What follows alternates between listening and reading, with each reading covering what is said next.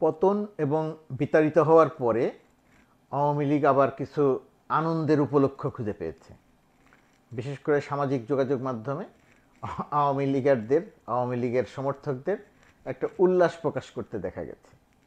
তাদের উল্লাসের উপলক্ষটা হচ্ছে যে মূলত আন্দোলনটি করেছে জামায়াত শিবির।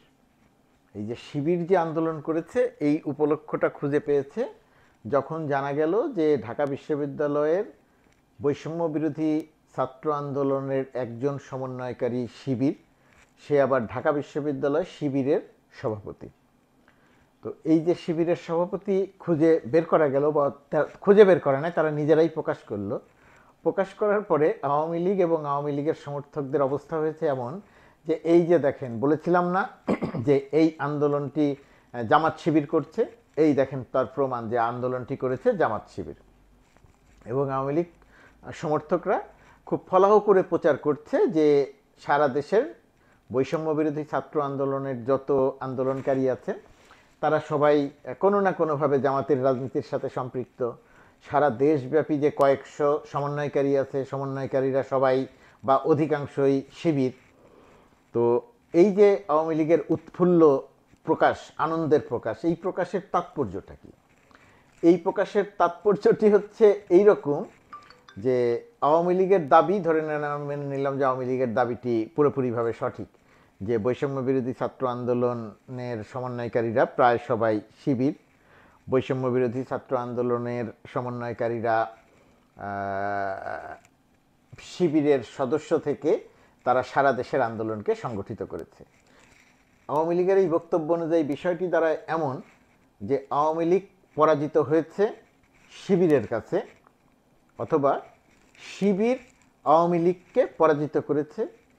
শিবিরের ভয়ে আওয়ামী লীগের নেতা, জোর করে ক্ষমতা দখল করে থাকা প্রধানমন্ত্রী শিবিরের ভয়ে পালিয়ে ভারতে চলে গেছেন। শিবিরের ভয়ে পালিয়ে ভারতে চলে গেছেন। তার মানেটা কি দাঁড়ালো? আওয়ামী লীগ ১.৫ দশকের বেশি রাজনীতি করলো, ১.৫ দশকের বেশি ক্ষমতায় থাকলো, সেই ক্ষমতায় থেকে সে যে রাজনীতি করলো সেই রাজনীতিতে সারা বাংলাদেশ শিবির হয়ে গেল, সারা বাংলাদেশ জামাত হয়ে গেল, এবং সারা বাংলাদেশ আওয়ামী লীগের বিরুদ্ধে, শেখ হাসিনার বিরুদ্ধে আন্দোলন করলো। শেখ হাসিনা গুলি করে শত শত মানুষ হত্যা করলো, কিন্তু আন্দোলনকারীদের দমানো গেল না। সেই আন্দোলনকারীরা শেখ হাসিনাকে পরাজিত করলো, ক্ষমতাচ্যুত করলো, এবং শেখ হাসিনাকে পালিয়ে যেতে বাধ্য করলো, এবং সবগুলো কাজ করলো জামাত শিবির আওয়ামী লীগের দাবি অনুযায়ী। তার মানে আওয়ামী লীগ পরাজিত হলো শিবিরের কাছে, আওয়ামী লীগ পরাজিত হলো জামাতের কাছে। আওয়ামী লীগ কি যখন এই শিবির নিয়ে উল্লাস প্রকাশ করছে তখন কি বিষয়টি একবার একটু ভেবে দেখেছে যে তারা যে উৎফুল্লতা প্রকাশ করছেন এই প্রকাশের তাৎপর্যটা কি বা কি হতে পারে? আমি জানি না তারা ভেবে দেখেছেন কিনা। ওই যে 1971 সালে মুক্তিযুদ্ধের সময়কালের কথা চিন্তা করে দেখেন। 1971 সালের মুক্তিযুদ্ধে পাকিস্তানি বাহিনী পরাজিত হয়েছিল বাংলাদেশের মুক্তিবাহিনীর হাতে, মুক্তিবাহিনীর কাছে। মুক্তিবাহিনীর বীরত্বপূর্ণ যুদ্ধের কারণে পাকিস্তানি বাহিনী পরাজিত হয়েছিল। ভারতীয় বা মিত্র বাহিনীর আক্রমণে তাদের সেই পরাজয়টা আরেকটু ত্বরান্বিত হয়েছিল, কিন্তু মূল কাজটি করেছিল মুক্তিবাহিনী। কিন্তু পাকিস্তানিরা যখন আত্মসমর্পণ করতে গেল তখন তাদের ইগোতে আঘাত লাগলো যে বাংলাদেশের, মানে পাকিস্তানিদের পরাজিত হবার সময়ে যখন তারা আত্মসমর্পণ করতে গেল তখন তাদের ইগোতে আঘাত লাগলো যে তারা মুক্তিবাহিনীর কাছে পরাজিত হয়েছে এই কথা বলবে না। এই জন্যে তারা মিত্রবাহিনী বা ভারতীয় বাহিনীর কাছে পরাজয় স্বীকার করলো, আত্মসমর্পণ করলো ভারতীয় বাহিনীর কাছে, সেখানে যদিও বাংলাদেশের প্রতিনিধি থাকলো মিত্রবাহিনী নাম দিয়ে। তো এই যে ইগো আওয়ামী লীগের এই ইগোর সঙ্গে তার একটা মিল খুঁজে পাওয়া যায়।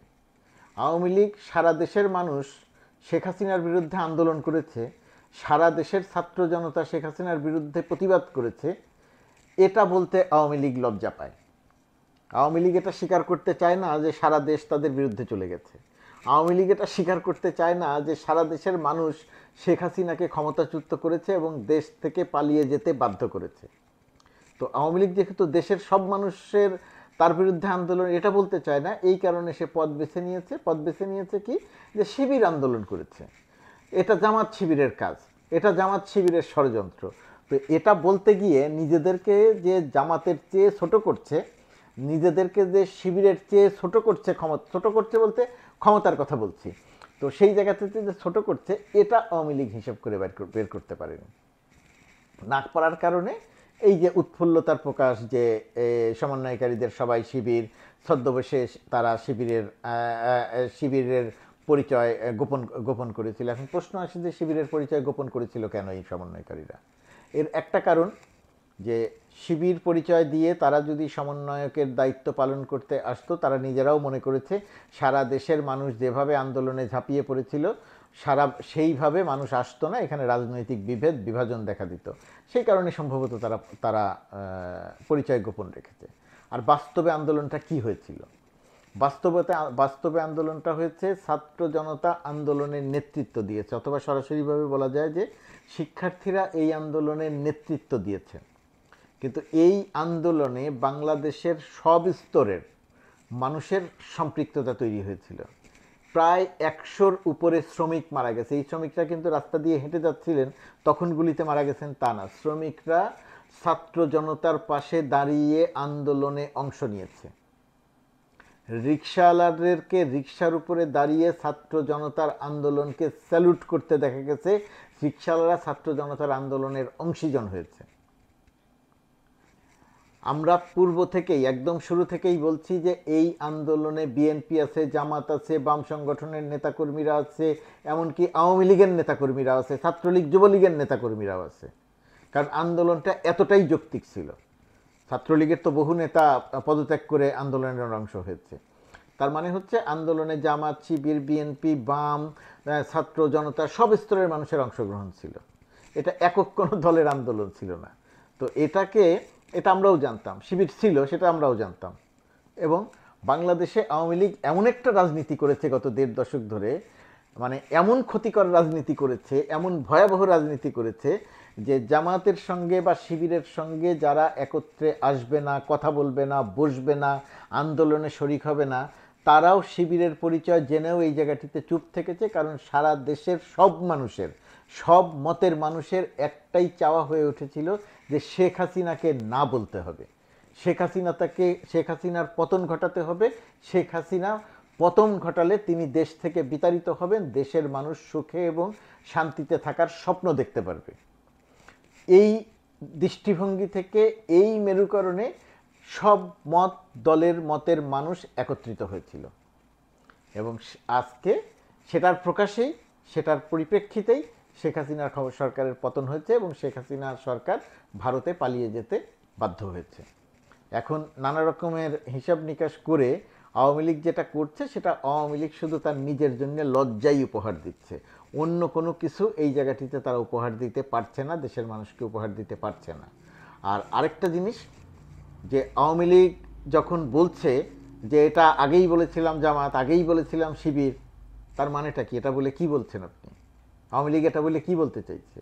এই যে আপনি 800 থেকে 1000 মানুষকে হত্যা করলেন গুলি করে, তার মানে এটা কি জাস্টিফাই করতে চাচ্ছেন যে সেহেতু সারা শিবির ছিল, যেহেতু তারা জামাত ছিল, সেই কারণে এই গুলি করে মানুষ হত্যা করাটা জায়েজ ছিল, গুলি করে মানুষ হত্যা করাটা ঠিক ছিল? যদিও আওয়ামী লীগ এতটাই ফ্যাসিস্ট রাজনৈতিক দল, শেখ হাসিনা এতটাই ফ্যাসিস্ট প্রধানমন্ত্রী ছিল, শেখ হাসিনা এতটাই ফ্যাসিস্ট নেতা ছিল, যে তার প্রকাশ তারা এখনও ঘটিয়ে যাচ্ছে। এখন কিভাবে ঘটাচ্ছে? এখন ঘটাচ্ছে যে এই প্রায় 1000 মানুষকে হত্যা করার পরেও এদের কারো কোনো অনুশোচনা নাই, এদের কারো ভেতরে কোনো অনুতপ্ত ভাব তৈরি হয়নি। তাদের ভেতরে আরেকটা ভণ্ডামি লক্ষ্য করা যাচ্ছে। সেটা হচ্ছে, এখন যখন মানুষের পিটুনিতে বা গণপিটুনিতে 1-2 জনের মৃত্যুর ঘটনা ঘটছে, সেটা নিয়ে তারা মানে আহাজারি করতে দেখা যাচ্ছে, তাদের রক্ত লাল ইত্যাদি ইত্যাদি কথা বলতে দেখা যাচ্ছে তাদের। এই যে ভণ্ডামি, আওয়ামী লীগের এই ভণ্ডামি, এবং এই তিনি মানে তাকে ষড়যন্ত্র করে দেশ থেকে বিতাড়িত করা হয়েছে, এই কেন্দ্রিক প্রপাগান্ডা যে এখনও অব্যাহত রাখা হয়েছে, এটার মূল কারণ হচ্ছে আওয়ামী লীগের ফ্যাসিজম কেন্দ্রিক মানসিকতা। একটা কথা বলে শেষ করি। 1996 সালে আওয়ামী লীগ যখন ক্ষমতায় আসে জনগণের ভোটে নির্বাচিত হয়ে, সেই ক্ষমতায় আসার আগে আওয়ামী লীগ জনগণের কাছে ক্ষমা চেয়েছিল, মাপ চেয়েছিল পূর্বের ভুল ত্রুটির জন্য। মানুষ তাকে ভোট দিয়েছিল।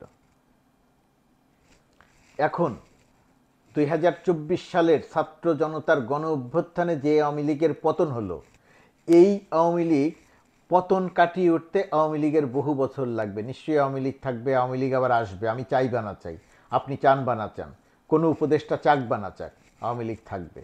কিন্তু সেই আওয়ামী লীগ থাকবে বা সংগঠিত হতে বহু বছর সময় লাগবে।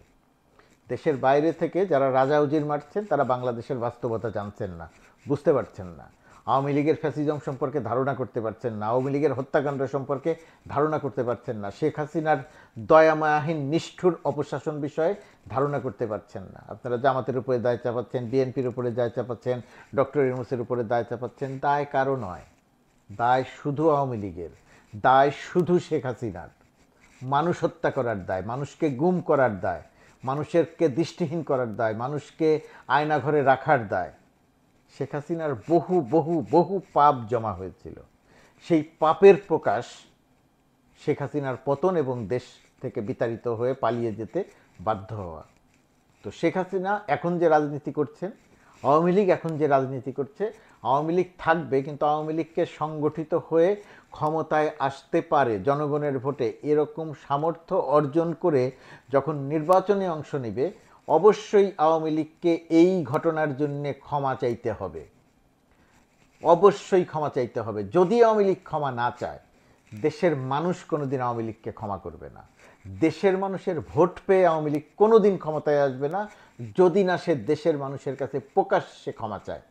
যদি প্রকাশ্যে ক্ষমা চায়, তাহলে নিশ্চয়ই কখনো হয়তো দেশের মানুষ বিবেচনা করবেন, অথবা করবেন কি করবেন না সেটা আমি জানি না। আমার ধারণা যে হয়তো কখনো গিয়ে করবেন।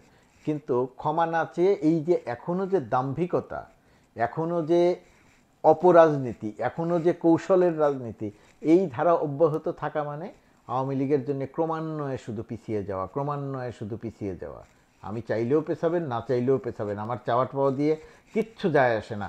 কিন্তু আওয়ামী লীগের পতন হয়েছে, দেশ থেকে বিতাড়িত হয়েছে, নেতারা আত্মগোপনে লক্ষ কোটি টাকা পাচার করেছে আওয়ামী লীগ, কয়েকজন ব্যবসায়ীর হাতে বাংলাদেশের অর্থনীতি তুলে দিয়েছে।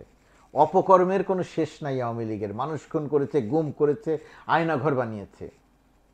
শেখ হাসিনা নিজের আত্মীয় পরিজনের বাংলাদেশ তৈরি করেছে, বিদেশি নাগরিকদের এনে দেশের গুরুত্বপূর্ণ পদে বসিয়েছে।